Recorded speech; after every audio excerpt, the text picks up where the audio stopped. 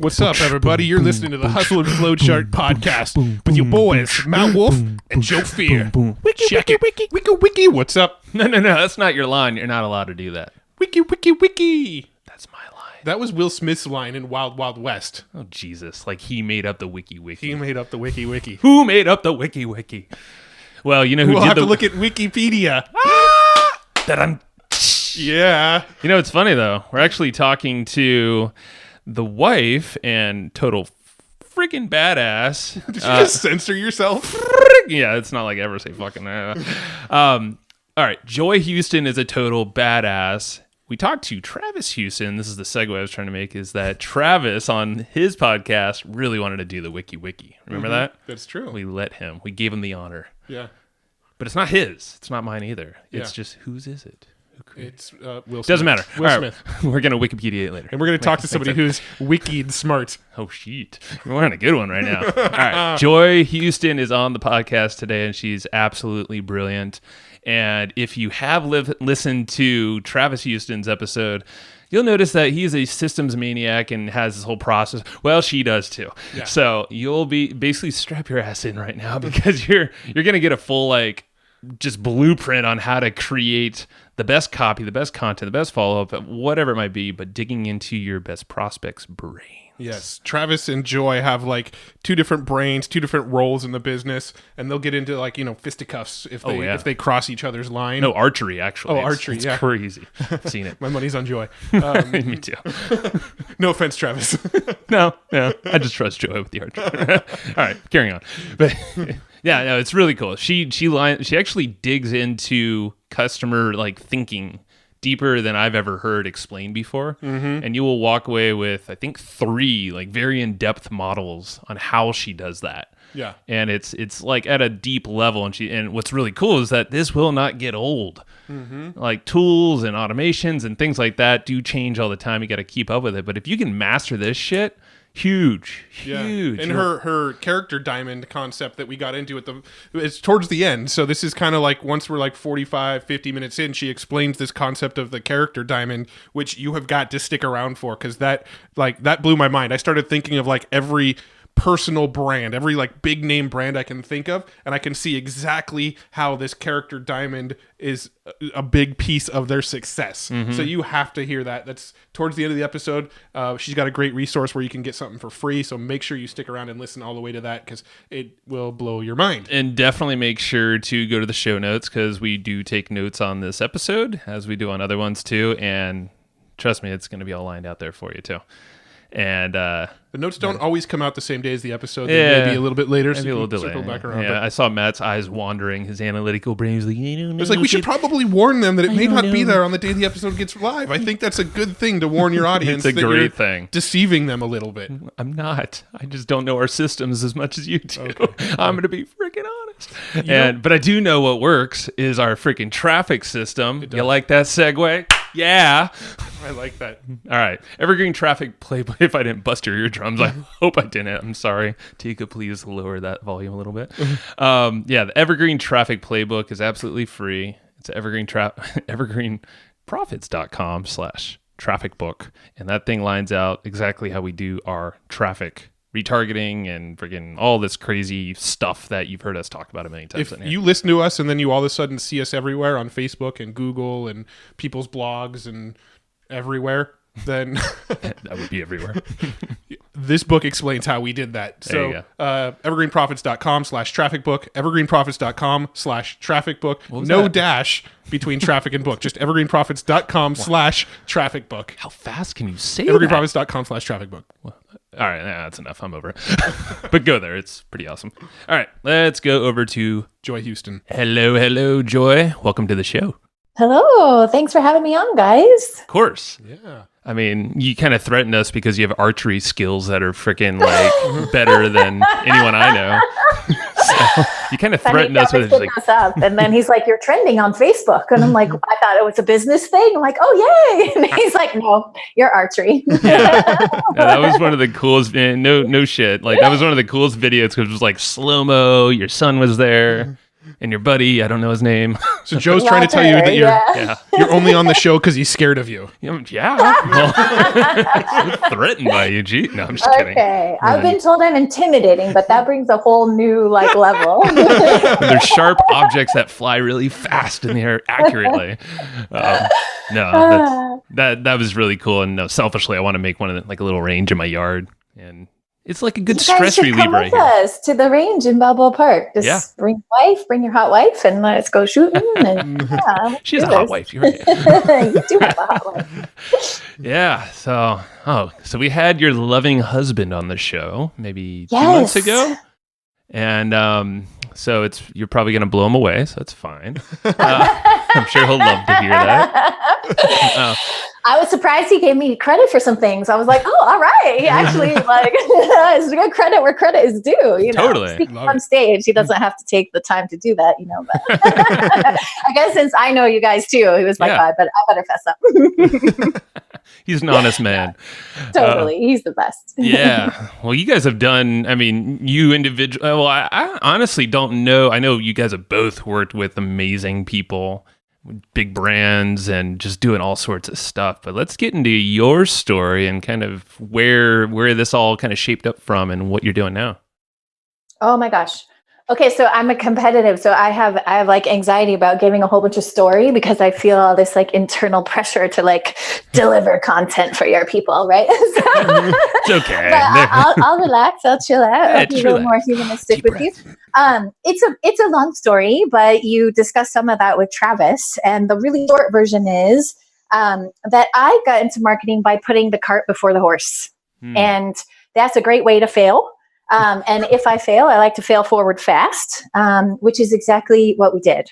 So you spoke with Travis. He's the CEO over SuperFunnel and my fearless husband. And he told you that we sort of did this life gamble and we jumped out of the real estate business, right? At the crash time. It was really scary, right? And decided, well, hey, do we show our kids that you just stick with it and stuff you hate? Or do we tell them hey, if there's something really passionate and you think you can make a fucking difference in the world, you get your ass out there and you put it on the line and you do it. And that's what we did. So I don't know if you're aware of this, but Travis and I had big fertility problems getting pregnant with Maverick, our son Maverick, who's now 10. Thankfully, we got through it. But we got through that. For me, I was the one who was having the challenges by using a raw food diet. And, it was no, not going to happen for you, not going to happen for you. Sorry, forget it. Maybe think about adoption, these kind of things. And 3 months into a raw food diet, bam, no problem. Pregnant, no problem. No timing, none of that crazy shit. So for me, I was like, wow, I am so passionate about this. How many other women are crying in the back of their closet because they really want something so badly and they're feeling like a failure. Their body's failing them, right? And maybe they feel like they're failing their husband too. So it just layers on all this icky crap, Not to mention on that journey, I met so many other people who healed themselves of crazy shit from just changing their diet. So I thought, okay, I'm going to go to Living Light Culinary Arts Institute and I'm going to build a course and I'm going to help people do this, right? So I was on a mission. And Travis loved marketing so much. He loved everything about it. He had always been following gurus. And he finally was like, dude, I'm going to take every course I can get my hands on. I'm going to go crazy. I'm going to do this. And we thought, great, right? So when you're great at marketing and I have this whole course bill, we'll be like chocolate and peanut butter and we'll smash them together and it'll be so delicious. Nobody could really could resist that, right? Yeah. Well, we didn't know anything about fucking marketing at the time, right? Well, I had no business building a course, I had no bills. What I should have been doing was building a community and then seeing what they need. That's what we guide through people through now. Don't go invest in time and money in building a course until you've had an iterative process with a live group and you know exactly what their hurdles are and you can refine them a few times before you finally put the course together. So we learned that all along the way. So I was doing Living Light Culinary Arts Institute, and I was, building this membership site backwards because this is all you guys have it so easy right now with Kartra and ClickFunnels and lead pages. Everything's so fucking easy. We're a little spoiled. Back then, you didn't have that. I remember I had to build that course backwards because WordPress didn't even have the ability to move the posts into a different order. So if you wanted to build the course, you had to put the beginning at the Oh my God. No, I remember that. We used to build courses on like wishlist member, and that we had to do it that way. Yeah. Exactly. That's what I used too. The wishlist member plugin for WordPress. It was crazy. Yeah. So, and you guys have been around that long. So I'm figuring out WordPress, and, Travis is learning everything he can from everybody. And so I'm filming this course, and he's doing, he sets me up with the film and the video because he did marketing, and he also dove into video, sound, lighting, everything to make it perfect. So we thought, we'll be this dream team, right? Mm-hmm. Well, the course totally bombed because, like I said, we didn't know anything about building community at the time.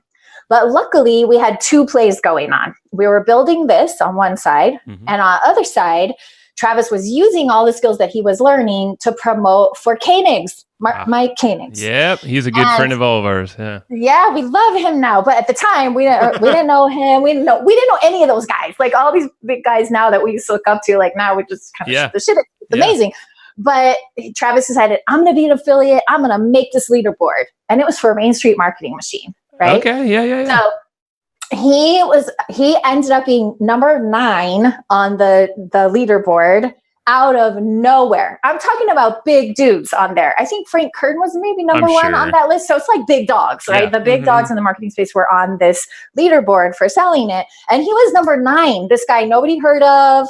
Nobody knew him, completely out of nowhere. And he was like, I got this. Because Mike's already got an audience. He's already got community. So we knew how we were screwing up on one side. But there was already a community around that. There was already a community that wanted that. So that's when, all these marketing courses and these people teach you, like, well, they work really well if you already know how to connect with people and you already have a community. So he put all of those things into play, and bam, there he was on the leaderboard, just like he wanted. And then we got back into a good financial swing. That was the tipping point for us, where we're like, oh my God, this is amazing and so fun. And we're both really competitive. So he dove more into marketing. I dove more into communication and copywriting and personality styles. And we decided, let's go ahead and push forward on the marketing side of things. And that's how we came to develop Launcher, and that grew into what he's doing now, Superfunnel. And so it all worked out great. You learn everything you need to learn along the way. Yeah. But along the way, it was interesting, that raw food course, raw food is an amazing healing way to eat. But I also got really sick from it. I heard that's a thing. Yeah, I got really sick. So then there was this sort of psychological scare too of like, oh my gosh, like I don't even want to go back and try to promote that course with our new skills because I don't know if it's good for you or bad for you. So I had like a moral dilemma, right? But I knew I loved the health space. I loved anything that could help make people's lives better, whether it was their relationship or their, we've been able to work for Daniel Amen, the Change Your Brain, Change Your Life guy, JJ Virgin, who made like the elimination diet, simplified for middle America, and, Sarah Gottfried, and, just amazing people in the health and betterment space. Yeah. Now I'm working on a project right now with Metagenics, who's really changing this whole burnout conversation of doctors and getting them over to, the personalized lifestyle medicine. So like I gravitate toward brands that, wow, like they're really doing something that I think makes humanity better. I think makes the world a better place to live. So as I walked away from raw food and started going towards betterment of anybody I could get my hands on, I just got really lucky, and it's like, we did one New York Times bestseller campaign, and then that's kind of a circle, right? So one tells another, and next thing you know, people are saying, hey, if you need this, go talk to these people. That's how it works. So we got really lucky where we kind of leapfrogged from amazing brand to amazing brand. And, like this contract now with Metagenics, it's like they're $500 million, and they're getting people off of drugs and onto supplements and lifestyle changes. So for me, that's a win. That aligns with my values, Yeah. So that's the sort of long-winded story of how we went from like failing on our very first mission to figuring out that like you got to go deep, you got to dive in, you got to really understand your audience and connect with them. And then here we are now, loving it. Yeah. How old is Maverick, your son? Maverick is 10. He just turned 10 last December. So this whole journey was 11-ish years. Well, maybe even more. I don't know how long you're. And 10, he had his first birthday when we made that sort of life jump. Wow. So just about 10 years. And props to you for the whole infertility stuff. That's my wife and I are definitely going through that. So I understand what you're talking about there. It's not easy. Especially, I can imagine for the woman, I know it's way harder. So it's there's a lot of stuff there. Feel free to have her reach out to me, and I've had an amazing infertility guy in one of my courses called Conscious Copy Converts, and he dove in, and oh my God, I felt bad for the other students because I kind of felt like, he was my prize pupil because he was solving a problem that I had in life. So if he had his homework in, you could bet his was the one I was using for example. Oh yeah, on the course. Nothing wrong with that. That's awesome. And the fact that you guys have gone through that together, you and Travis as a team, getting through all that whole startup phase, obviously kids stuff, family life. How does it look now when you guys are working together? And obviously he has a super funnel thing, so it's a little separate, it sounds like. Mm-hmm. Have you found that to be what you thought it would be working with your husband, or? Oh my gosh, it's weird because it's way better and it's way worse, right? So it's just that there's more on the line, right? Because being married is challenging enough, right? You got to keep it sexy and fun and fresh and playful, but you also got to make money and you got to get the kids in bed in time and you got to balance all this crazy shit if you want to like a deep, rich relationship with your partner. And we do, like, both of us have a really fucking high bar for like who we are for each other, how couples need to be for each other, have each other's back. Like, we have a really high bar. Yeah. And so when you work together, it's interesting.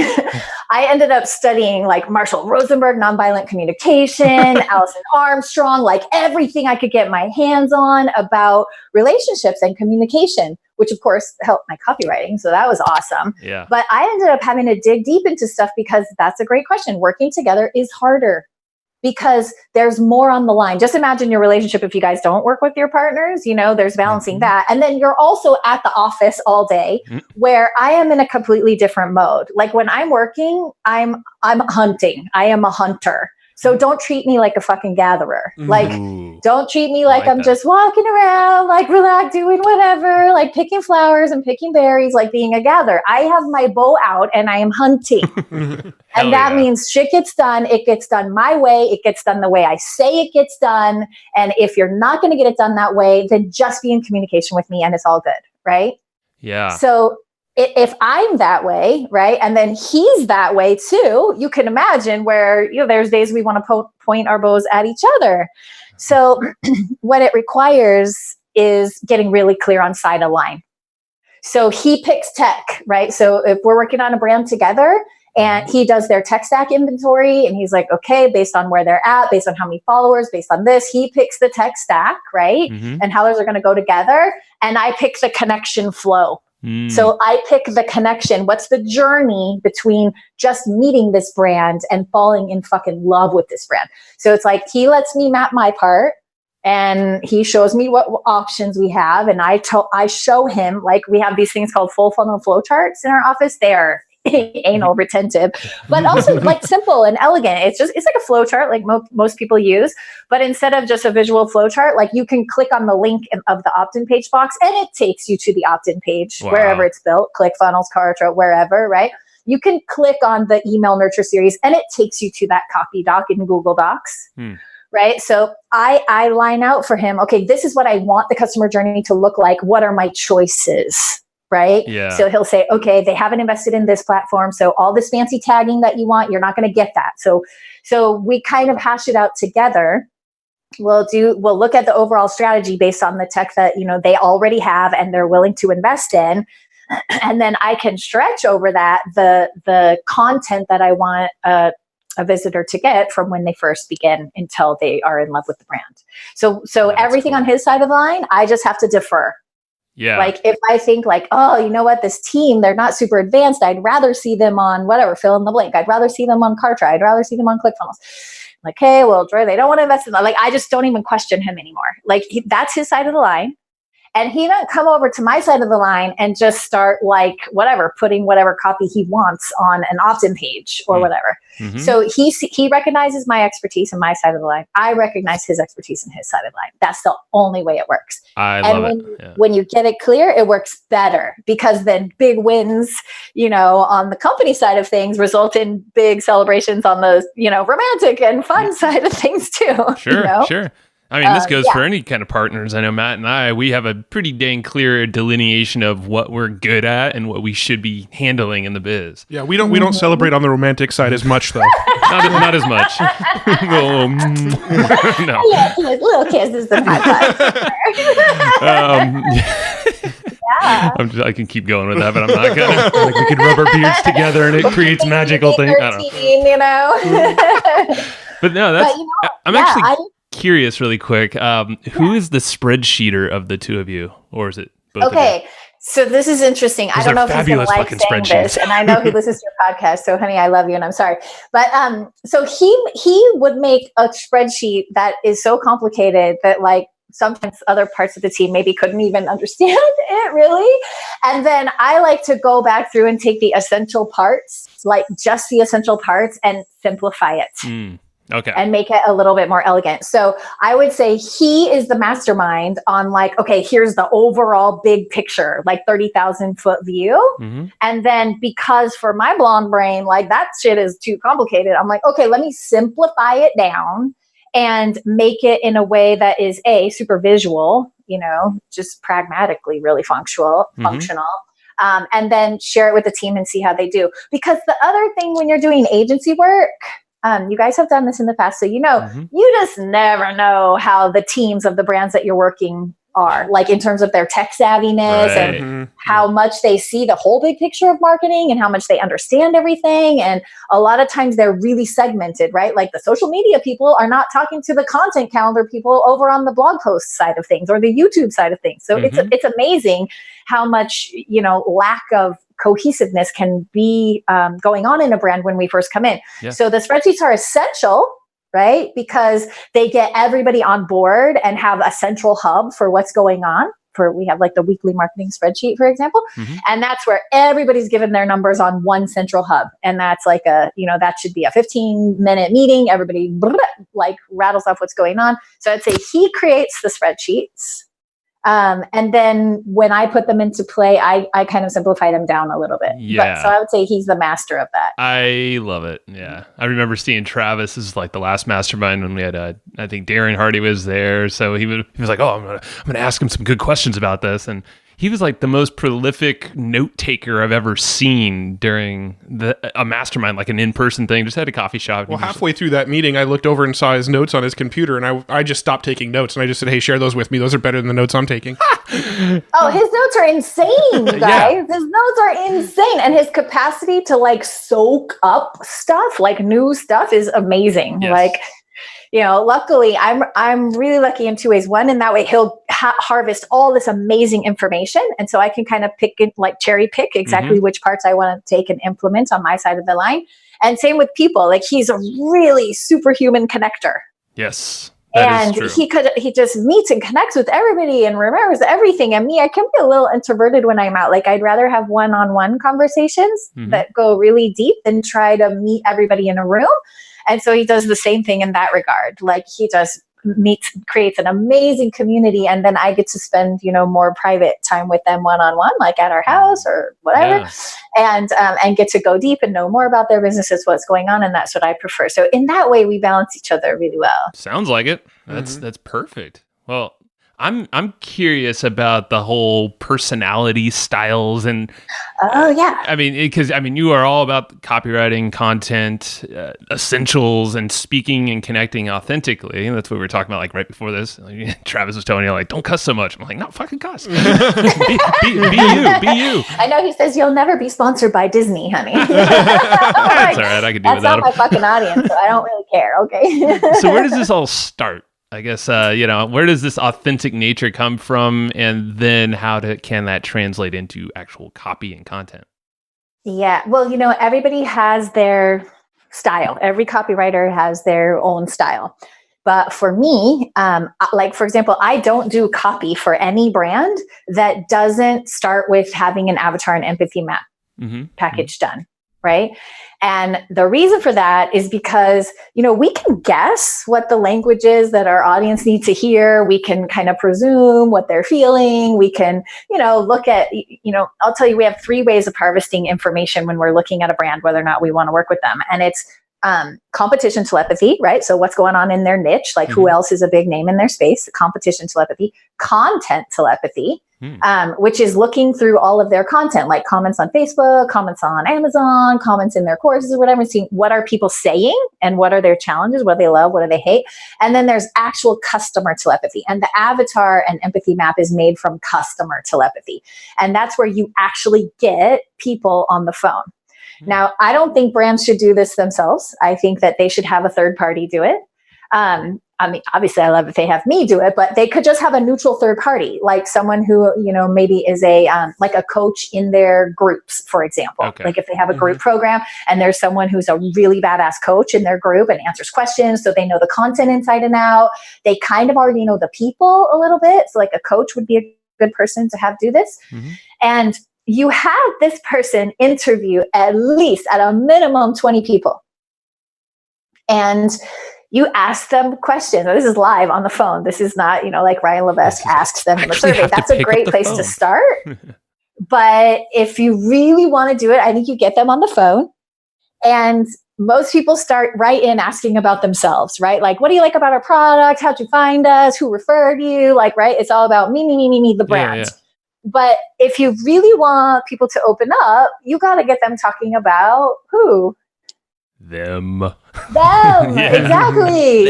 Exactly. So whoever does these interviews, should sort of be familiar with the psych interview processes, which is where you ask for the why behind the why, behind the why, behind the why, right?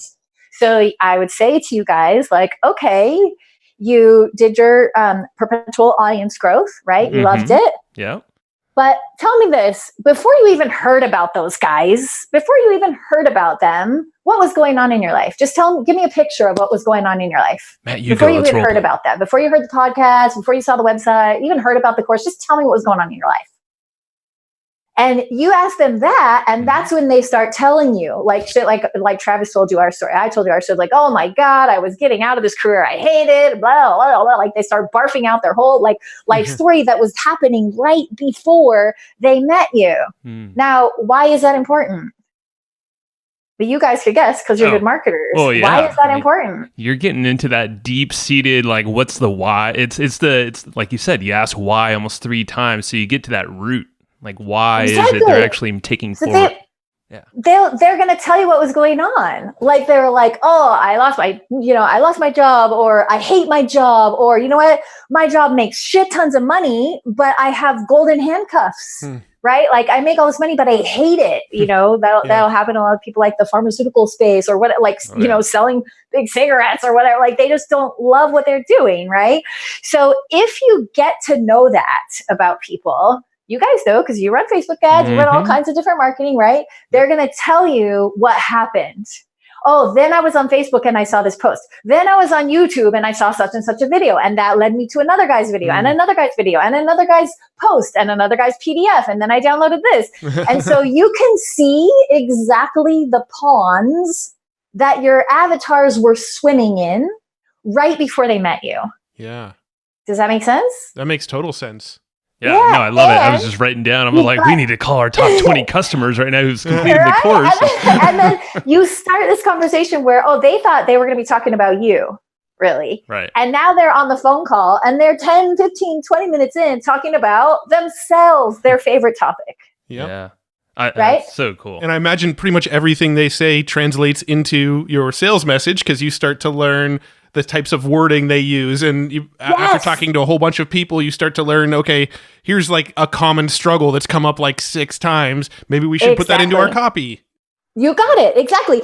And so if you phase the question, so it's like, I have these questions, like what was going on in your life before? before you encountered the brand, right?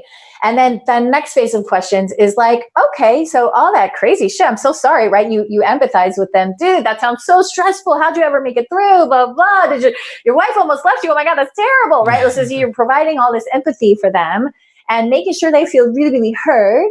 And then you pause and shift like, okay, so, well then how did you find out about this guy? How did you end up in the, professional audience growth course? Like, oh, okay, here's the deal.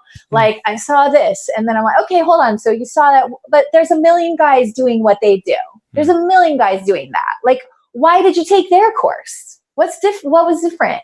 Oh, well, they're super vulnerable. They're telling their stories. Like here we hear about his adopted kid and this whole trauma, this and that. And I had a struggle like this in my life. Or they start barfing out exactly why they like you better than the next guy who could teach what you guys teach. 100%. That is so dang valuable. And we've done that informally without really so systematic like you're saying right here. But I mean, it's so easy. Anybody could do this. It's so easy. Anybody could do it, right? So you have your before questions and then you have your discovery. How do they discover?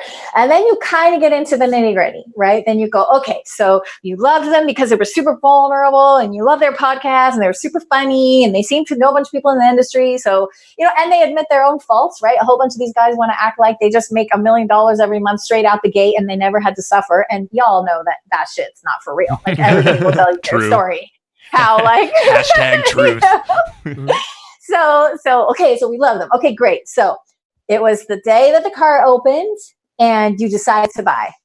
Like what was it? Why'd you do it? How'd you feel? And they will tell you like, oh, I bought it to learn. I bought it to learn how to always have traffic coming in. Okay, why? Why did you want all this traffic? Well, because I need the consistency of my income. Well, why?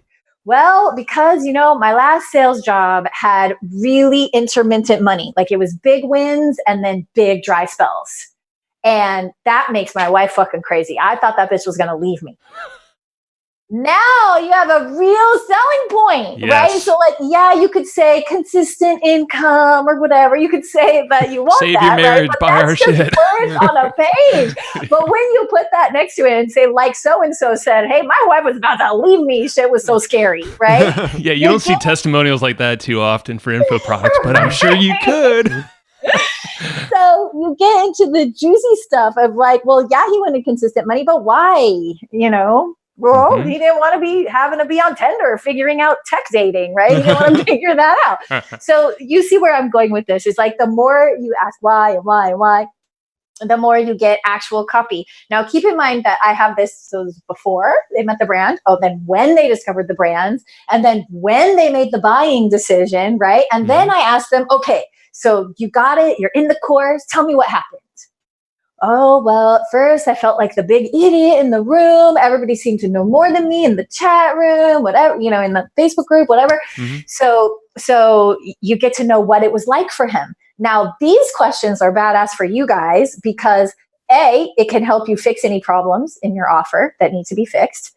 And B, it gives you more offers. Like you can see, oh, they always had a challenge with this one particular aspect of what we were teaching. Oh, dude, we could have a breakout session and upsell private coaching on that. However you want to handle that problem. Handling that problem is another open door for another sale with that person. 100%. Yeah, love it. Yeah. See, so now you ask, okay, during. So that's during the interaction with the brands. Okay, now after, when it was all over, what happened? And that's where you get your juicy testimonial stuff. We're like, well, not only is my wife staying with me, but I brought her a brand new ring and I took her to Tahiti and, like she's loving it. I'm loving it. I'm feeling more confident in my life because I have a job that I love and it's making more money and blah, blah, blah. And you get to these really juicy testimonials that they want to share with you once they get to the other side. And then I always wrap up with a series of personal questions that are just kind of about them. Like, oh my God, thank you so much. This is so helpful. I'm so glad that you shared all of this with me. Now, just tell me a little bit about you. Like if I was following you around online, where would I see you? What other things do you like? Archery, blogging, cooking, golf? Like, what do you like? Right. And believe it or not, you guys, it sounds like I'm just being crazy and all over the place, but there are patterns in the chaos. Oh, yeah. That's the way nature is. Like everything can look completely fucking chaotic, but there are patterns because you are who you are. You guys are who you are. And you are going to have a resonant frequency that works for a certain audience and doesn't work for others. And so what I like to do is take all of this customer journey. Now I know where they're fishing, what ponds they hang out in, what emotional state they're in, and I can break it up so that before is your advertising. Yes. Right? And then the marketing is talking about their stories, what's going on in their life. And then the sales is everything that had them make the buying decision, why they chose you out of everybody else. And then the fulfillment series is all the things that we know they struggled in getting through the course. Well, the emails in the fulfillment sequence, they support them and say, okay, guys, this part's going to be hard, but don't worry, right? So we got a fulfillment sequence. So now the stick rate in our product is better, because we're actually helping them go through the challenges they complained about. Yep. And then you have post-purchase is like, how do we get them into more things that is our brand? So you literally take the language that they gave you and you insert it into your copy. That could be the entire, that's everything you do. Well, what if somebody's starting a brand new company and they don't have customers, they don't have a list, they don't have any prospects yet, they're starting from scratch? How would you recommend they get the initial languaging for an offer? First off, I don't believe that anybody who hasn't proven that their process work deserves the right to sell, which is a very radical statement. I know. But here's the thing. If you don't know, if you're bringing an offer to the world and you don't know that it works, then you should get people into that offer for either free or really cheap or whatever it takes. Get everyone you know who's interested in that and have them let you help them, right? Yeah. And then iterate on the process 1, 2, maybe 3 times. And as you iterate and as you help people, you're going to see that, okay, all this information that you have in your head, all this brilliant shit that you think you know and the world needs to know, you might know it so well that you're not teaching it clearly enough that people who don't understand it can absorb it and put it into action. And if they can't absorb it and put it into action, it's kind of useless.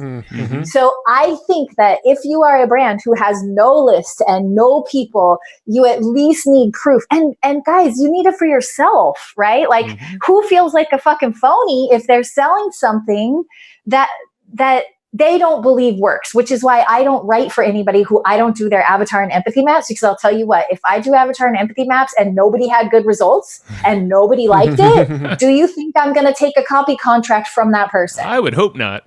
No fucking way. There's no way, because you know what? I like putting my head on my pillow at night and feeling like, bitch, you did a good job. You helped a good person doing good things in the world, reach more people who need them, and good on you, babe. Go to sleep. Yeah. Right? And if I didn't have that, I would be a wreck, Yeah. just a wreck. I just love this whole thing because I'm just seeing even an interview with one person, but if you get 20, I'm assuming you're distilling all that stuff into kind of a cohesive pattern that you're finding. That's your freaking sales page right there. Your entire copy, video, content videos. And that brings us back to what you wanted to touch on. I know this is kind of a long thing, but you wanted to touch on personality styles. If you just talk to one person, that person is one primary personality style, right? And if you do 20 or 40, for God's sake, you're going to have a little bit of each, right? So you're going to get some competitive, some methodical, some humanistic, some spontaneous, and you're going to see patterns. And that's where they emerge, right? So you'll see patterns in the language, like you said. I remember I was doing the avatar and empathy map for Isabella Wentz. She does thyroid. She's the thyroid pharmacist. They did that whole documentary. I love that couple. They are amazing. And in doing their avatar empathy maps, I remember this one word kept coming up in every personality style. It was bone crushing fatigue. Like you could say their hormones off and I was being a bitch and I didn't know I was tired and but whether it was a 21-year-old girl dealing with it or it was a 64-year-old woman, for some reason they all used this phrase, bone crushing fatigue. Wow. So why wouldn't we make sure that that's like the top of page word, right? Yeah, that's your headline in there somewhere. Exactly. You guys get it. Yeah. No, this is amazing. Just breaking down that whole process because it sounds so fundamental. Go talk to your customers, but then you laid out this whole process, which if you listening did not follow along, we'll have those notes for you. We always like to take notes, a little companion thing on the show notes page. I love that you guys have that as an opt-in, by the way. That is so fucking awesome. It is fucking awesome. Like, people talk about niche, right? Like, okay, the person likes this talk. Okay, well, let's give them notes for just that talk. Like, it does not get any more customized than I love it. What people don't know behind the scenes is every time you opt in for one of those, we now know exactly what interests you have, and we can retarget you, and we can mail you stuff based on the interests that you've basically told us you like because you've downloaded those companions. Stop showing the wizard. I love you. No, that's great. So this is exactly where when Travis and I talk, I'm like, okay, what system are they using? Okay, they use HubSpot. Great. The tagging is amazeballs. We can do campaigns that break them off here and here and here and here. And we can have 20-minute conversations. It's great, right? Of course, the full funnel flowchart on that looks like Disneyland map. So it's a little bit hard for like I'm sure to understand, but yeah. So okay, this is amazing. Yeah. So you have go ahead, Matt. I was on the personality types thing. What are the four basic personality types, and like what defines them? Well, I like to use the terminology from Myers-Briggs, but you guys, they're pretty much all like the same, right? Or very, I won't say they're exactly the same, but they're super fucking similar. And there's the competitives and the spontaneous, the humanistic, and the methodical. Now, I want you to think of those like if you picture them on an axis, right? So if competitive is in the upper right-hand corner and spontaneous is in the lower right-hand corner and methodical is in the upper left and humanistic is in the lower left, right? Well, the up-down axis at the top, it's very intellectual, very intellectual. And at the bottom, it's emotional. Super based, making decisions super based on emotion. Now we all buy based on emotion, but if we are a very intellectual person, we are emotional about making smart decisions. Right. So don't confuse those two. Everybody makes emotional decisions. And then on the horizontal axis, on the right hand side, the competitives and the spontaneous are very fast paced. Right? They're the reason you need a buy now button above the fucking fold. True. Because as a person like me, do not make me read your long form fucking sales letter. Like, I already know I love you. I want to buy it. Don't make me wait. Right? So because we make such fast-paced decisions, we need to make sure that there's buy now button above the fold. There's sort of off-ramps to the sale earlier in the conversation for those people. On the other side, the opposite of being fast-paced, they're super deliberate. So they want to look at it one step at a time. They're going to go through it slower. They're going to absorb it all. And then they're going to make a decision, right? So they're the reason you need a long-term nurture, right?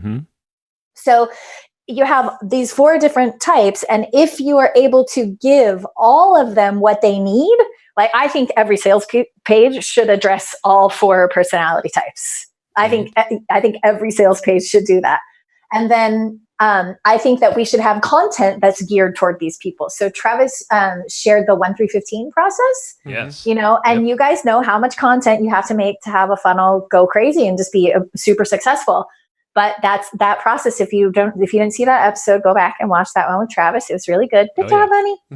But it's 1 offer, 3 lures. We call them lures. You might call them opt-ins or lead magnets. So it's 1 really well-refined offer, which your upsell, downsell, back continuity, everything, super solid offer. 3 lures, ways to bring them in. And then 5 pieces of content related to each of the 3 lures. Now, you might need more content than that, but it's much easier on your weekly meetings if you're only checking 5 pieces of content and you keep the winners and you kill the losers and you're only tracking 15 pieces. That gets a lot easier for you, right? Especially when you add on for every piece of content, every one of those 5 pieces of content, you need at least 3 ads that you're running. So now that's 45 pieces of thing to be tracking. So you can see how this gets exponentially huge in terms of every little piece that you have to track all the time. Right.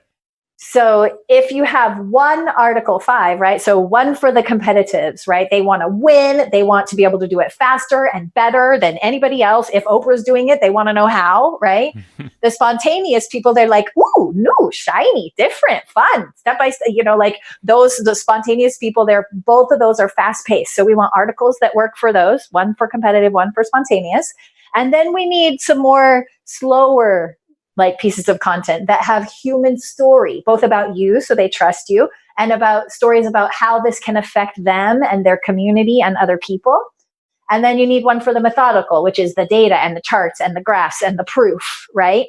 And they're very intellectual, like the competitive. So they also want you to tell them step by step how this is going to go down. No surprises, right? So even on those prices, if there's like an opt-in, I'll tell them like, hey, when you click this button, you're going to be taken to Google Drive. where you're going to get the spreadsheet. So like I will forewarn a methodical that I'm taking them a couple of clicks away. Yeah. So you're showing them the process before they take it because they want to know. Yeah. So they have time to digest it and think about it. Like, oh, okay, why did she take me into Google? Why did Google Docs open when I hit the button to get the download that I wanted, right? Right. Well, that's because we're actually giving you a spreadsheet that you can use right inside your own Google Drive. So I want to make sure they know about that before I just take them to another page and they're like, what the heck? How come I'm not getting my opt-in right now? I'm on a Google page. That doesn't make any sense to me. So we'll forewarn them and stuff like that. So we have one for all four. And then the fifth one is what I call a catch-all. And the catch-all will start at the top with a competitive headline and then a spontaneous subhead and then a humanistic body and a methodical close. So it's sort of like a catch-all. And that's cool because the close, I'm assuming, is a little further down the page where the spontaneous types will probably have already taken action or clicked away if it doesn't resonate or whatever. Whereas the those guys have made it all the way down to the very end because they want to see everything. So it's like that flow that you just said there makes perfect sense too.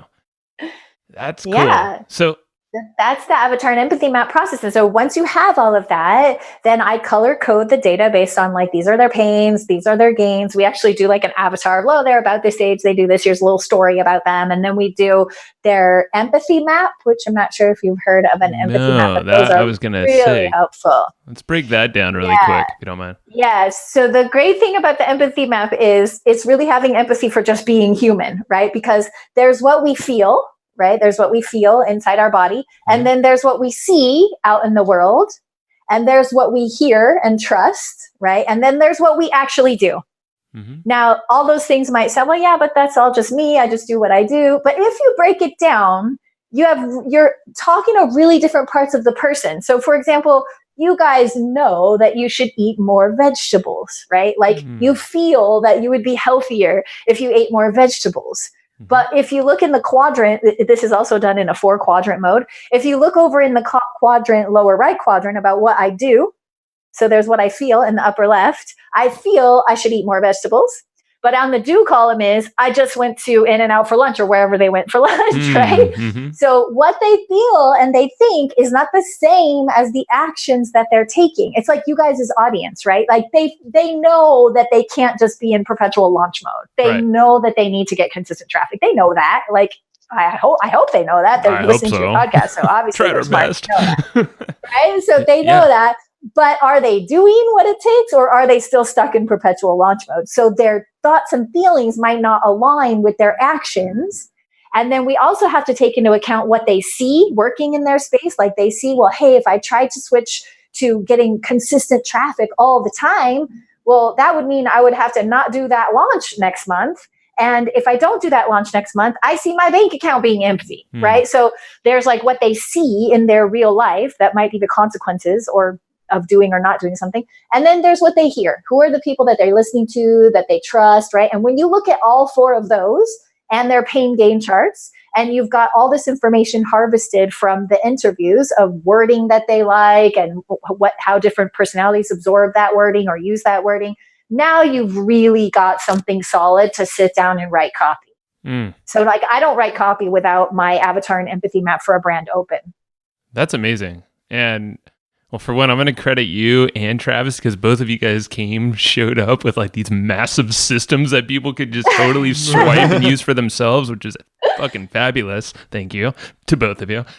Oh, you're welcome. Yeah. So so you have copy. I'm just thinking of, so my brain's at like, okay, if we're looking at a funnel and then we also have, so we have all this marketing, the stuff that's happening prior to a sale, but then after the sale, you have all those fulfillment. This is where I know Matt and I have drop the ball in some cases is, there's so many elements like follow-up or making sure that they're actually consuming the content, making sure they're not stuck on a specific part that could totally jeopardize their success in the long run.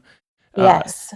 So where should we start? Because I know I just kind of want to make sure that maybe like the 80-20, because there's a lot here and for us mere mortals, like Matt and I, how do we make sure we're doing the best job without like all consuming I don't know where to start here, but like, do you start with copy, or what part do you find that people drop the ball the most with? Let's start there. Do you mean specifically on fulfillment? So once you've made a sale, where do you start after that? I would say, yeah, let's start there, because if we're talking to customers like these 20 you said, that's super important, because that's going to back out all this data that you can use to attract more of your best customers.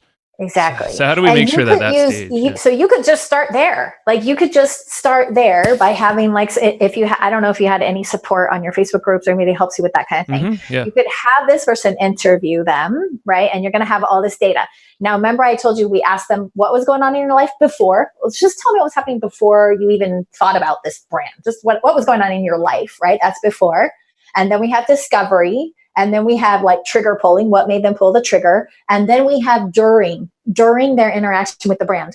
If you're looking to up your fulfillment, your stick rate, and your closes on the back end, you want to start in that language, in the language that they gave you about the fulfillment about what during their interaction with you, what was life like, right? Yeah. Because if you bring it back to like a health example, like for JJ Virgin or for Sarah Gottfried or even the Wentz's, like anybody, Amy Myers, like all these people they're asking these people to change their diet super radically. Then one of the things that came up in the during was, well, shit, I got to eat this way, but my kids and my family are still eating the way I want to eat right in front of me. And that sucks. So what do you think it does for the stick rate for us to address that in the groups, in the forums, in the Facebook groups, in the emails? And we start giving them recipes that their whole family would actually like. Their whole family wouldn't even know that they're eating a particular way. Got it. Yeah. Now we've got the stick rate coming up, and we've got even better than the stick rate, you guys, you've got badass testimonials on the other side. Because the bottom line is, if you make the sale, you make the money. But if you make a customer, like you really bond with that person and you make them your customer, now you've got an LTV that's higher and you've got an actual relationship. So this is like the difference between a Tinder hookup and getting married, right? And I'm looking for brands to get married. Yeah. You know, I don't write for Tinder brands. I write for let's get married brands. This should be on the top of your website. New slogan. No, this is just cool, because I think fulfillment's one of those things in marketing that a lot of folks don't talk about. Maybe it just doesn't sound sexy. Like, oh, fulfillment, follow up, blah, blah, blah. Yeah, not necessarily fulfillment. Like, we always fulfill on the products, but there's been times where we've had we've sold products, we have customers who bought the product, and then like the relationship is almost over after they've bought, right? They bought the course, they're in there, and we're still out there like emailing the people that haven't bought, and then the people that have bought kind of get neglected a little bit. And I'm lumping fulfillment in with follow-ups. I'm going to call you out on that if you don't mind, because I love y'all. So please. You consider fulfillment, let's say you consider fulfillment the email that says, okay, here's your login, here's your link, here's your password, like click here to get in the Facebook group. Like maybe you're considering once they actually get inside your site, right? Once they get in, you're considering that fulfilled. Well, I was considering the follow-ups too, but I don't know. Okay, good, because I think that's not really fulfilled, right? That's like if I invited you guys to a party here at my house, right? And we're having a rager, and there's a whole bunch of people here that you should know that need you probably, and then conversely that you need to know so you can learn from and keep growing, right? And as a hostess, I let you in the door, and I just give you a cup and say, the bar's over there. Work it out. Like I would never do that. I would never do that. I would walk you around the room and say, hey, these guys are over here. Those people are over here. The hot chicks are over there. The cops over here. Like I would walk you around, give you the lay of the land, and make sure that you could make the most out of this encounter. Yes. Whether you were here looking to grow, or you were here looking to socialize, or you're here looking to date, right? I would have a conversation with you as I walked you around the party to be like, hey, what would make tonight perfect? Yeah. Yeah, no, yeah. And I would say we've gotten a lot better at that, but that was an issue that we used to have, was we used to not follow up with customers after they bought very much. Now we have this whole community element where somebody buys our course, they get access to the forum. Joe and I get in there on the forums every day and point people in the right direction and answer questions. And we're emailing all the customers once a week and, letting them know what's new in the forum and asking if they have any questions so we can improve the course. So it's definitely changed a lot, but I know it's something that we used to struggle with. And I also know it's something that a lot of like info product digital marketers still just don't do well. Yeah. And you know what? I encourage you guys to do something simple like this and just feel it out, right? So they get in and you could send them an email, right? Send an email to me. Hey, Joy, you just bought. Awesome. Congratulations. Welcome to community. We got 2 tracks around here. We got a track where we kick your ass and we send you an email every week telling you what we would do to get the most out of this course every week, to really milk it, like just get everything out that you can and start making way more money really fast. In which case you can expect, and you just fill in the blank, right? 2 emails, 3 emails a week, and we're going to kick your ass into using this shit, right? Or maybe you prefer a little more relaxed style and you want to go at your own pace, in which case we'll just let you know about our live Q&A sessions and we'll send you a few things to guide you through the content. You choose. And they pick one, they go, that's going to take them to the page. They'll give them the top content on that. They pick the other, and they're going to get maybe a slow track, right? A fast track checklist and a slow track checklist. But what has happened when they click one of those links is you guys have tagged them and now they get a different email series. And there you go. They just chose for you. Am I on the competitive or spontaneous side, or am I on the methodical humanistic side? Do I want to go a little bit slower? Got it. So yeah, if we're dealing with 4 personalities, it's really 2 tracks that you could set up for them because those are the dominant things. Exactly. If you wanted to get all ninja about it, then you could actually ask some questions in those 2 divided series to see if you could split them up anymore. Sure. But I don't want to get crazy with it, but you see where I'm going. It's like you could have a fulfillment sequence that starts to seg them out. Like you could even ask that, you could do anything. You could get all Ryan Levesque and survey them or whatever. But at a minimum, I would try to get them, because I'm the type of person who, I go through a course, if I just paid fucking money for it, like I want homework and I want to know when it's due and when I should be, I want an A+ in the course that I just bought. And if I had the chance for someone to kick my ass into getting an A+, I would sign up every time. Now that I'm a competitive. I don't think I've ever seen that, in any products, and we've consumed many products, information products. And that's exactly what I was trying to get at the core. And I didn't know how to approach it, but like you nailed it. The fact that you can customize this journey after the purchase point, that's where I've always felt, I'm like, there's got to be a better way than, because we do all this stuff that Matt said, which most don't even do that. We support like crazy, but we're like, but still there's personalities and there's this roadblock that we aren't going to see. And they'll probably just disappear. And now it's so fun, right? Like you could do it in your, you could do it through your email system, right? Or some people now, I think this is really interesting, are just kind of doing it right in the Facebook group, right? With bots. Like instead of a bunch of emails, it'll be like, okay, hey, do you want the fast track where we IM you every couple of days to make sure you've gotten through shit and you're getting shit done?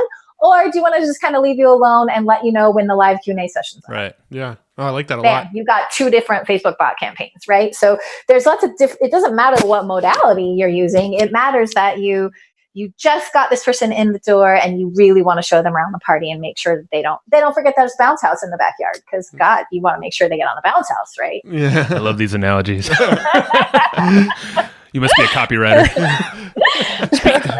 Speaking of copy, when you do write your copy, do you have any like templates or formulas that you like to follow? Like I think David Frey has like a 12-point checklist, and Perry Belcher has some sort of like spin-off of his own like 21-point checklist. Do you follow any sort of like formulaic flow with your copy? It depends. I totally do the formula for my copy, but I more map that out in the full funnel flow chart. So basically, I don't write for any brands that I don't think are doing amazing shit in the world, because that's huge for me. I also need total clarity on the customer journey. So like, okay, here's my top of funnel content, whether it's blog posts or YouTube's or Facebook, whatever it is, my top of funnel content, what are we giving them? And my end sale, what are we giving them, right?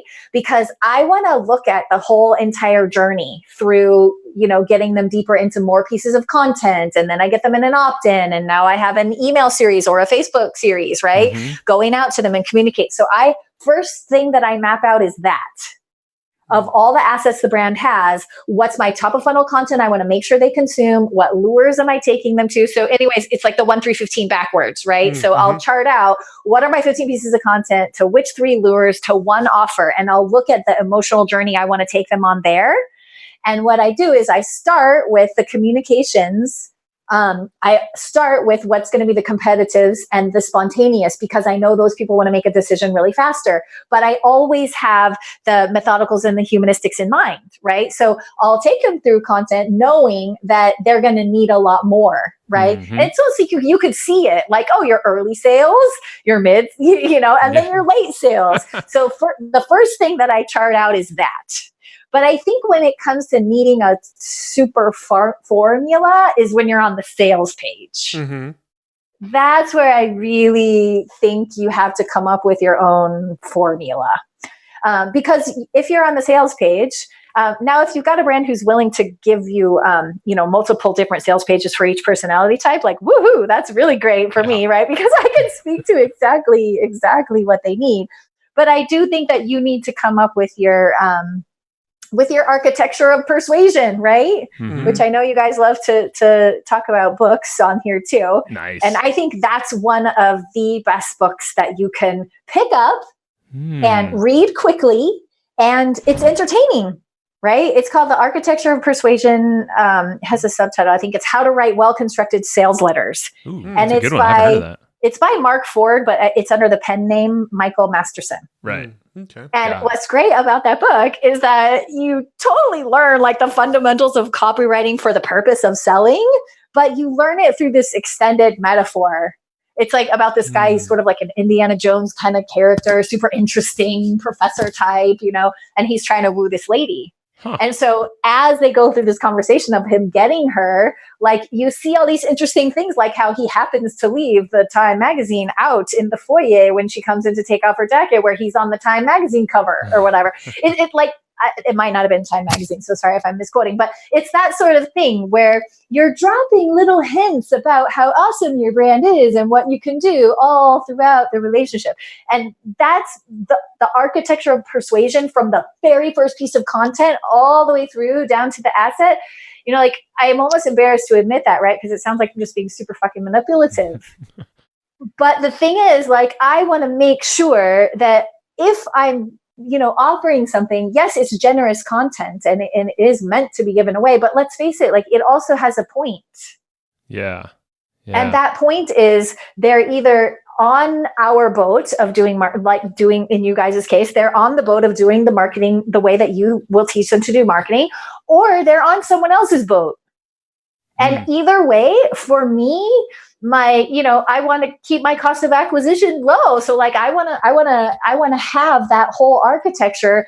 I want people off of the boat really soon. And I want them on, for as long as we're still on the same page and still on the same conversation.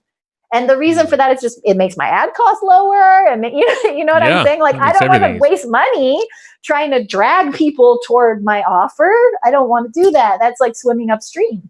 Yep. So for me, that's the sort of I have a pattern for specific sales pages, but for me, architecting the entire conversation from top of funnel content to, fulfillment sequence until I'm interviewing them that they're a maven, that's the picture that I like to orchestrate before I write.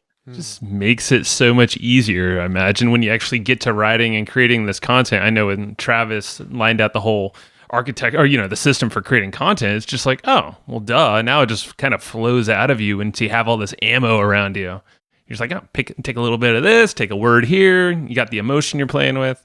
Exactly. And then when you map it out and you actually sit down to write those 5 posts, you're like, you get to be, it's weird. It's what do they say? Like, structure will set you free. Like it seems way overly structured. But the truth is that when you sit down in front of the computer, everybody gets that like tofu brain when they go to write their own copy. It's like, if you know what the whole adventure is, then you know, like, oh, this post is the White Rapids, like this one's going to be such an emotionally bumpy ride, right? And then, okay, now we have to climb up the hill and it's going to be all this data that's like kind of tough to get through, right?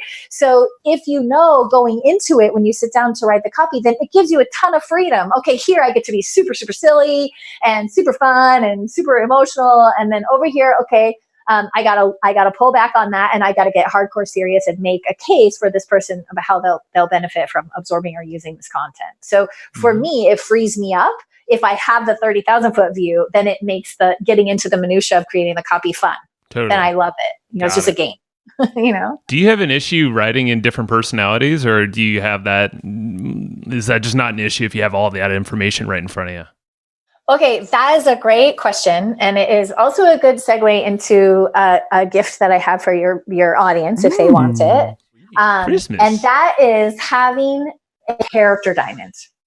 Because the one mistake, so I've given talks about doing this avatar and empathy map where you harvest the copy in this way and you use the copy from this section for this and this for this and this, like very systematic, right? And people are like, ooh, that's great. I'm totally going to do that, right? And they go do that, but then they forget to be themselves.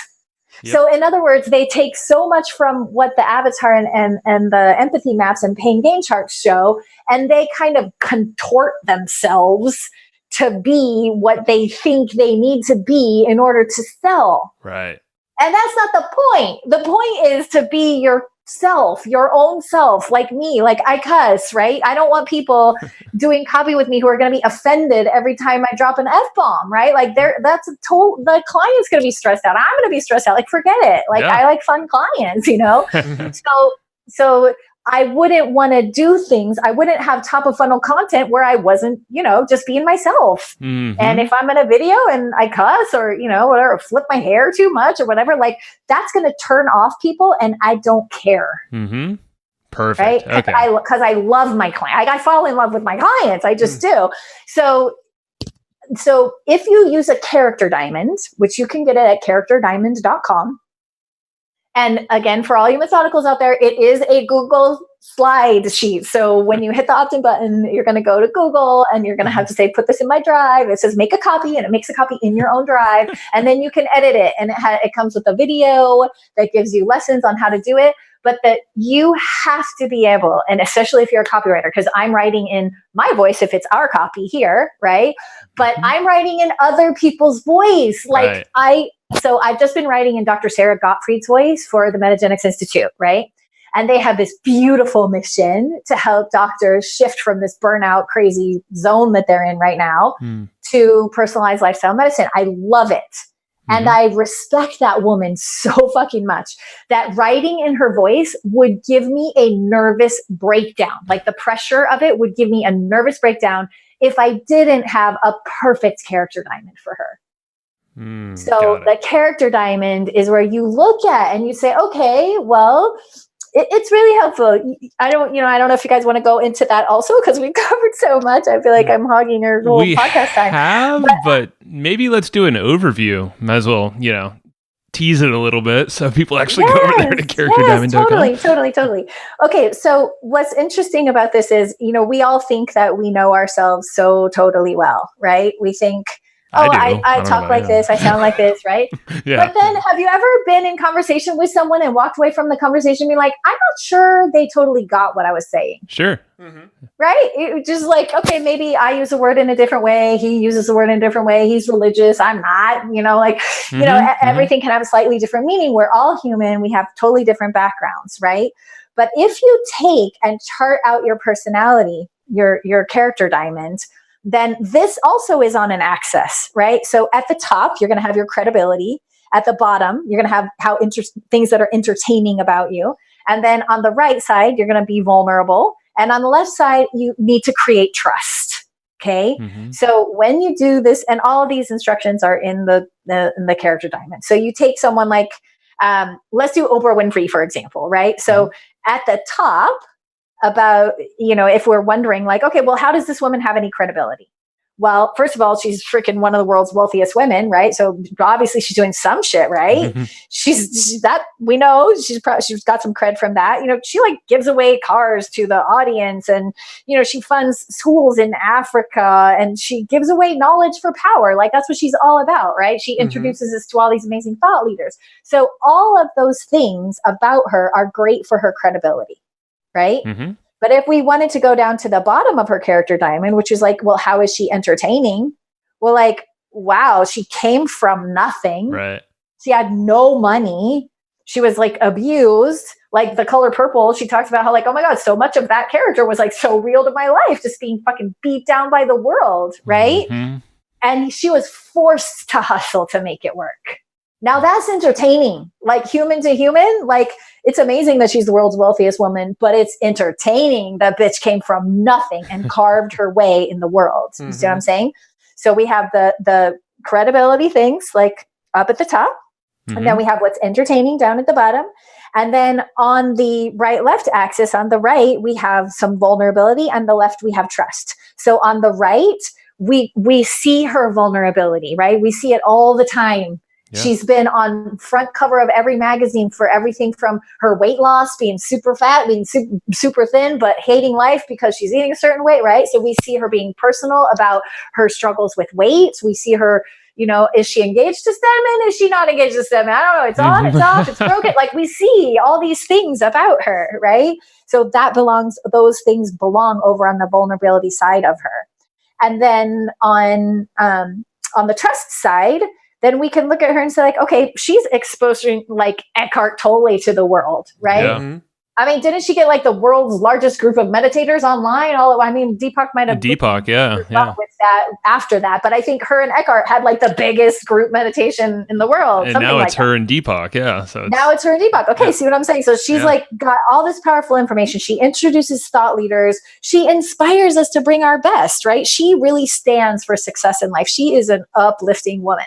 And so that would be her character diamond. So now I have up at the top, okay, she's wealthy, but down at the bottom, well, she was dirt poor. And over on the right, I have, man, she has been devastated. But I have over on the left, she's completely uplifting. Now, can you see how that's a fully dimensioned human being? Totally. Yeah. Totally rich in every way, right? And then what I would do is I would layer these little boxes, looks like a little text box, like a talk box in a comic book. Right? Yeah. And I would watch hours and hours and hours of footage. Right? So this is what I'll do with Sarah. Yeah. I'll watch her YouTube lives. I'll watch her YouTube videos or Facebook lives. I read her books. I absorb everything that I can about her, seeing her talk, seeing her lecture, right? You just immerse. It's funny. Yeah, I immerse myself like a sponge. And you have to do this. If it's you guys, you have to listen back to your own podcasts. That's the hardest thing for me to do. It's so hard, I know. But then you have to listen and you'll say, oh my God, look how often I always use that phrase. Right? I've definitely noticed that. I'm sure our listeners know that more than myself. Matt tells me, he's like, listen to our fucking podcast, bro. Yeah. Well, when I do, it helps. It helps a lot. Yeah. So then you go in and you say, okay, well, what phrases do I have that make me credible? Yeah. What phrases do I use that are really vulnerable? What phrases do I say that are entertaining, right? Like my students in Conscious Copy Converts had to tell me like, Joy, you always use the word amazeballs. Like, like if their homework was so good, I would be like, this is amazeballs, right? So that is a sample of something that would go down in my little talk box under entertainment. And if you're doing, if you have people who are close to you, especially like people who've gone through my copy course, I'm also friends with them, then I would ask them like, oh, what patterns of speech or things that I say or the way that I explain things make me any of these 4 quadrants, right? And they'll say, oh, well, the way you never make someone feel tech-tarded. That's another term that came up on mine, right? Like, don't worry if you're feeling tech-tarded, I'm gonna walk you through this, right? So that made me more trustworthy for them. That like even if they were a little behind the curve on the tech side, they knew if they heard me say tech-tarded that I was gonna have a little sideline conversation if they wanted to stay on after the class, and we would close the gap. Right. I got it. So then you have your chart, and then you have your 4 talk boxes. And when I have all of that, then no, I'm not scared to write in someone's voice. That makes perfect sense now. because you are them essentially. Well, I love that character diamond. Like I can, in my head, as you were saying that, I was just like picturing different celebrities in my head. And as I was picturing them, I'm like, I can actually see how they have very strong traits in all four of those quadrants. Perfect. And that's it. Like, it's so funny because in some ways I feel like Travis has the harder job on our team because tech changes so often, right? Like Facebook algorithm, Google algorithm, today it's ClickFunnels, tomorrow it's Kartra, today it's, who knows, right? Like this shit is changing. The platforms we're on, the rules, the regulations, like all that stuff changes a lot. You know what doesn't change? The stuff you're doing. Like being a real fucking human. Like just being really human with another human. And when I write every piece of copy, I don't think about thousands of people gathered around a computer looking at a screen. I think about one person. Like I'm having a conversation with one person because although you might have a launch that, makes 100,000 sales in one day, ultimately each one of those sales was made by one person. Mm-hmm. And that's the hardest thing to think about unless you actually think that through. You're like, oh yeah, it's just like making a video. One of the things in the very beginning when I started, a long time ago making videos, Matt and I, it's like, don't say, hey everybody, how you doing? It's like, no. One person watching your video at a time, unless it's like some audience. Okay, got it. Yeah. But that's like cardinal rule that gets broken all the time, even by some of the best. I still find myself doing that every once in a while in email copy. Like, what's up, everybody? And then I always go back and go, wait, no. Nope, wrong. Yeah, exactly. You, right? You could be cuddling with your kid right now, and you're here reading with me. Seriously, awesome. Yeah. Like, it's we got to honor their attention. We got to honor their time. And so that's why having those conversations it's really you speaking to one person at a time. No, this is really fascinating. And this is, we've said it on many other shows, but like last year, Matt and I really dug into like our personalities to understand how we communicate and just act throughout the world. And like, holy shit, that actually, like we learned so much just about ourselves. And now we're talking about our customers, like deep diving using all your methods here. I'm like, dude, just imagine what can open up from this now. It's like a whole different vein. Really cool. So there's like, you want a little sip of water, and that was maybe a bit of a fire hose, but but that's it. That's the process. That's how I think you do it. You get really clear on your audience and be able to address all of the different personality styles that might be in that audience, and then you get really clear on yourself. So that, I would say you probably even should do that first, I think so that based on your learnings, you don't contort yourself into who you think you need to be in order to sell. Yeah, if you get out of that authentic nature, and a lot of folks just don't know what that is yet, so go study yourself. That'd be helpful. Yeah, and I can tell you one thing, which this is one pet peeve I have right now. You do not need to say the word authentic or vulnerable when you are being those things. You don't need to say it, because like, what are you being if you're not being that? Like, yeah, that's just a red flag. You're like, ooh, do I trust anything you ever said? Exactly. Oh man, good point. It's like people calling themselves influencers. Look at me with my... Because I say so. I consider somebody an influencer when they have influence over a lot of people, not because you just called yourself. Like you go on Instagram and you see people with like 12 followers that are influencers somehow. Exactly. That's a whole other trend like all the people saying, "Oh, I have this really vulnerable Facebook Live for you today." It makes me think, what the fuck were all the other posts that you did? Was that a bunch of sugar-coated crap for me? I mean, I don't know. I'm going to get really authentic with you. So what? You're not normally authentic? Yes. Let's get real. Huh? You guys are so much fun. Yeah. No. Well, this is how our more ideal interviews go. I mean, they're all great. What are you talking about? We've never had a bad interview, never. No, never. Bullshit. All right. So, yeah, this is amazing. And I think we can go for a lot longer. But for the sake of every one of the listeners listening. Well, at least the competitives and the spontaneous, right? The humanistics are like, let's hang out. It's That's fun. True. Yeah. We can do that. But all the humanistics, if they go get the character diamond, then they're going to get invited to come into a little Facebook group, and they can ask whatever they want. And, they may have questions about putting theirs together. And I don't want to give you something and then not be able to support you in executing it. So anyone who wants to stay connected will be able to do that. So very cool. And that's characterdiamond.com, right? That's correct. Perfect. Yeah. Awesome. Cool. And how about Launcher?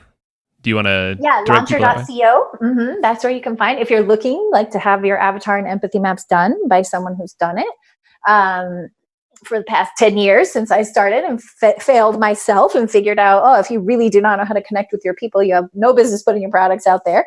I'll vouch for you as well. And we haven't worked in a professional manner like that, but Travis and yourself, you guys sat my wife down and I, both of us, and like I saw some of this behind the scenes stuff that you guys do. Like that's why I brought the spreadsheets, and I've seen just the office and how you do everything. I'm like, holy shit, you're legit, and like you know your stuff, and it's obvious you know it. But like, yeah, when I sat there, I was like, okay. So if anyone's actually serious and willing to invest because it's worth it, then definitely go Launcher. Was it LAUNCHR.co? Exactly. Yeah. Cool. Oh, and what was the book? One more time. I want to make sure that the book. So you know what? I think it's one of those books. I forget the term, but when it's been printed so long that it's free, I think you can find it for free online. Oh wow! But you can definitely find a reprint of it on Amazon. But it's called The Architecture of Persuasion. By Mark The Ford. Architecture of Persuasion, how to write well-constructed sales letters. And it says it's written by Michael Masterson, but for those of you who love copy and selling and all that, it's really written by Mark Ford. It's just a pen name. Yeah. I don't think Mark Ford ever put his own name on any of his books? Well, it's weird. I was just, I can't remember where I was someday, but obviously I've been tagged, I've been pixeled, right? And so I just got an ad for a course that was by him. And when I looked at the course, I was like, oh my God, this is like the summary of all his books. So it was not something I wanted, but I clicked on the page and saw a picture of him. I'd never seen a picture of him before. And I was like, oh, this is like seeing Yoda for the first time, Yeah. Well, because I've read Great Leads and I've read Ready, Fire, Aim, which are all Michael Masterson and / Mark Ford. But yeah, that's a good question. I don't know, but cat's out of the bag, anyways. I mean, thanks to the modern day Oracle of Google, like you just go to find his books, and it says in the subtext, like, "Oh, this is actually Mark Ford." Yeah, so the secret's out, guy. The secret's out. Well, this has been super cool, Joy. Thank you very much for taking all the. Like, you just made this whole process. I can't wait to read the notes. I think they're going to be solid. Get them at the show notes. You'll love them. Thank you very much. And reach out if you want slides on that stuff, because obviously I have them from the courses, so I'm happy to make your show notes easier if you want. We'll include those in the show notes if you don't mind. All right, perfect. Cool. I'll zip them over to you. Thank you. All right, Joy, have a great one. Stay dry. It just started like lightning really hard outside our window. That's why. We all live in San Diego. For anyone who's listening to the show, and it's not the rain that's dangerous. It's the fact that San Diego people don't know how to drive in the rain. It's really dangerous. Oh, it's the worst. Yeah, San Diego, we freak out if there's like a sprinkle. We're like, Exactly. Yeah. So I will be not driving today. Thank you so much. See you, Joy. Thank you. Bye. All right. Thank you. And I hope you just enjoyed this episode you just listened to. Now, right now, before we sign off, I have a few things I would love for you to do. So the very first thing is to go find our guest on Facebook and tell them that you loved their episode with us. That's going to help them just feel good about themselves, but also it's going to spread the word a little bit more for us. So go find them on Facebook. Everybody's on Facebook, and go say that you love their episode and maybe one cool thing that you learned there. The second thing is to go to iTunes and subscribe to our podcast. Just look up Hustle and Flowchart and hit the subscribe button. And the very last thing, the third thing, is to leave us a review on iTunes or wherever you're listening to this podcast and help us spread the word more. That's how more people are going to get this awesome knowledge, this cool podcast training, and a whole bunch of other cool free training that we give out at evergreenprofits.com. So that's about it. Go find them on Facebook, go subscribe on iTunes, and leave us a review. You would be amazing if you did that, but you're always amazing. So thanks for listening, and we'll catch you in the next episode.